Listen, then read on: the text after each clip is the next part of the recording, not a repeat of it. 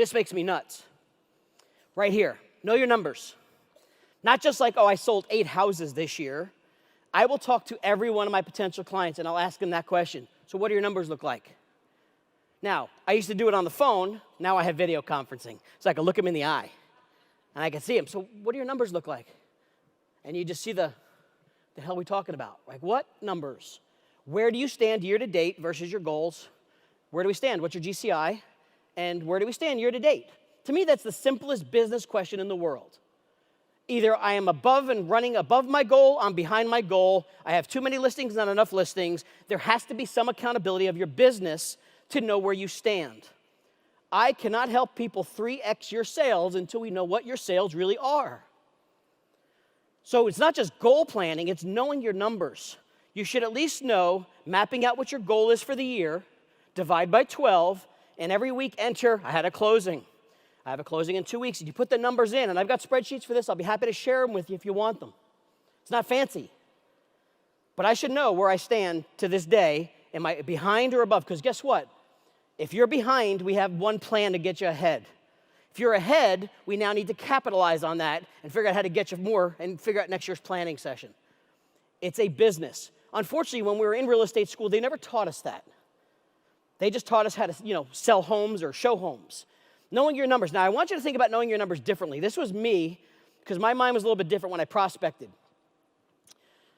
How many of you recognize that team? We are in New England. Come on. Imagine you showed up for the game and you're that one poor guy. Straight up, just you, against them. I am a Tom Brady fan, by the way. And I'll tell you why. Not just so much for football. I love people who excel at their jobs in ways that most people would never do. And I'm going to talk about him in a little bit. But first, we're talking about numbers, not just knowing yours now. Think about this. Who's your competition? What are their numbers? What do they look like? Do you sometimes compete? Now, some of you might be a team. Some of you compete with teams.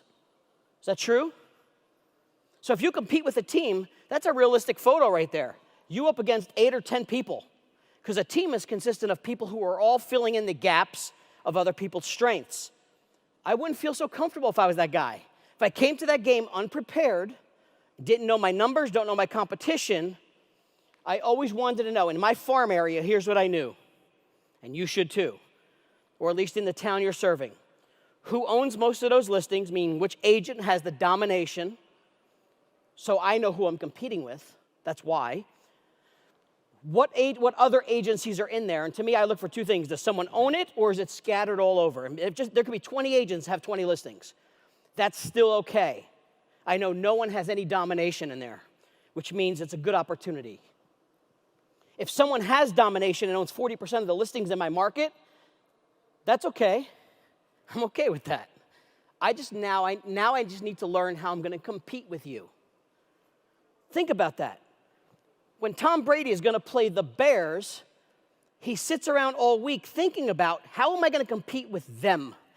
They might be good, they might be better, or whoever they're playing, but his strategy is, how am I just going to simply compete with them this week until he gets dominated, until domination happens. So I always knew who I was competing with in my market. I knew what my other top producers were producing, and I knew where I stood in my marketplace. That's just how I ran my business. Not to have to be a numbers geek, but it helps you strategize where you're going next.